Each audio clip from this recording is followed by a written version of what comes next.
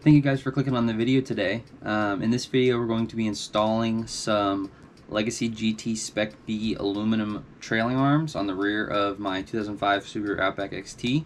The trailing arms we're installing today are the ones that I restored and put the new bushings in the previous video. If you haven't seen that video, I'll put a card up here and you can go check that out. So without further ado, let's get into it, and I hope you enjoy. So we got to take off the old trailing arm to get the new one in, and essentially what I have to do all that is remove everything that is connecting to the trailing arm, which is pretty much everything. So I got to remove from here. The two lower control arms need to be detached, and then the top one needs to be removed. Caliper, rotor, wheel spacer, axle nut, hub, shock, everything needs to come off. So I'm gonna get started on that.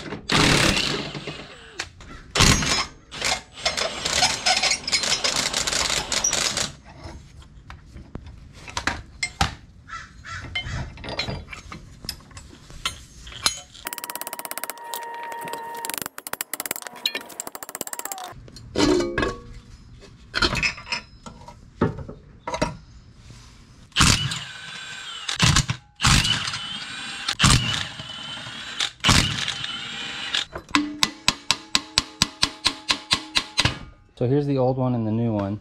We'll do a little comparison. This came with the new one. This is the mounting to the chassis. I'm gonna have to use the one from the Outback because you can see there's a height difference between the two. And that's because the Outback has the body lift that I haven't removed yet. So we're gonna have to do this for now, and then eventually if I ever do the body lift delete, we can use these ones. So I'm gonna hold on to these. We're gonna use these for now. You can see the arms are pretty much identical. They're a little bit different in certain areas, but I think it's all for strength and weight on these. And you can see this has the end link mount cast into it, while this one's bolted on. 17.2 pounds is the stock one, so 6 pounds lighter. 10.8, 11, yeah, 6 pounds lighter than that arm, which is really good for something that's suspension related. So I learned this the hard way. On the aluminum trailing arms, the thickness of this flange that bolts to the hub is thicker than the one on the cast iron one. You can see this one's a lot thinner, it's like half the size. So the bolts that go in there were not long enough to engage the threads on the new trailing arm. As you can see, they just drop down, no threads. So I had to go get some bigger ones. These are for Spec Bs. They're about twice as long, obviously. So these ones will thread and torque correctly.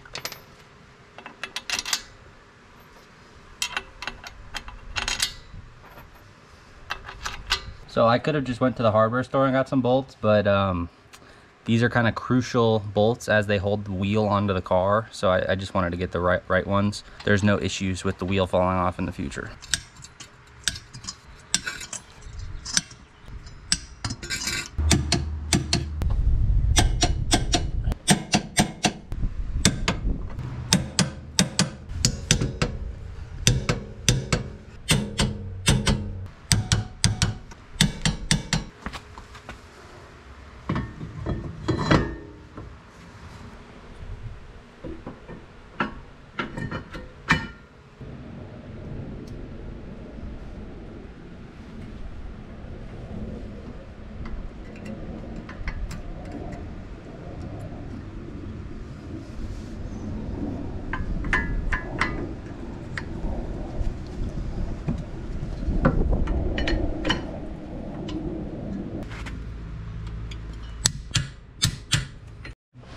So this side is all buttoned up, as you can see.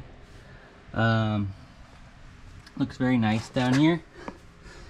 And the rotor and everything kind of hides the stuff I wasn't able to get out as far as like the corrosion. But everything went together really nicely, obviously, because this is a factory part. But these new white line bushings are so much better than the energy suspension. They went together really nice. Everything fits. So yeah, overall I'm pretty pleased. So I'm gonna go knock out the other side and then I'll be back once that one's done. So car's back on the ground. Both trailing arms are installed. You can see them up in there. It didn't quite fix the wheel spacing in the wheel well, but I think that's I think the thing that's going to fix that is the bracket that mounts up the front here. I use the Outback one because I still have the stock Outback spacers in there, so once I remove those I can put the Legacy trailing arm mount on there and then it should correct wheel well placement. And I'm going to be doing a full Legacy suspension geometry conversion in the future, so I'll just do that then. Also did an alignment on the car, and this time I went for a little bit more of a like aggressive track oriented alignment. So you can see the camber in the front is pretty aggressive. It's like, I think I set it to like -2 degrees, and then the rear is -1.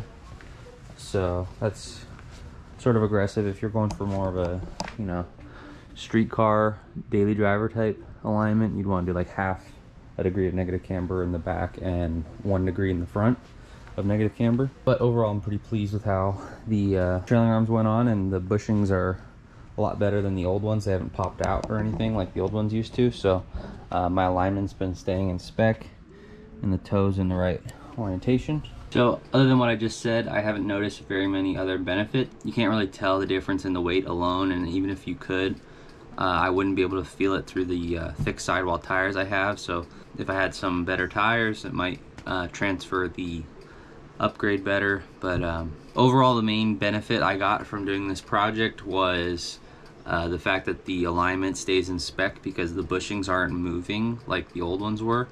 So the new white line bushings are definitely an upgrade over what I had before. Some lightweight suspension parts never hurt anything, so that's good too. They look good, they're lighter, so all that is benefiting me in performance even if I can't feel it. Hopefully some of you found this video useful. If you liked the video, please leave a like down below. If you have any questions, leave them in the comments down below. If you aren't subscribed, please consider subscribing. If you know of someone who might like this video, please share it with them. And as always, thanks for watching, and I'll see you on the next one. Peace.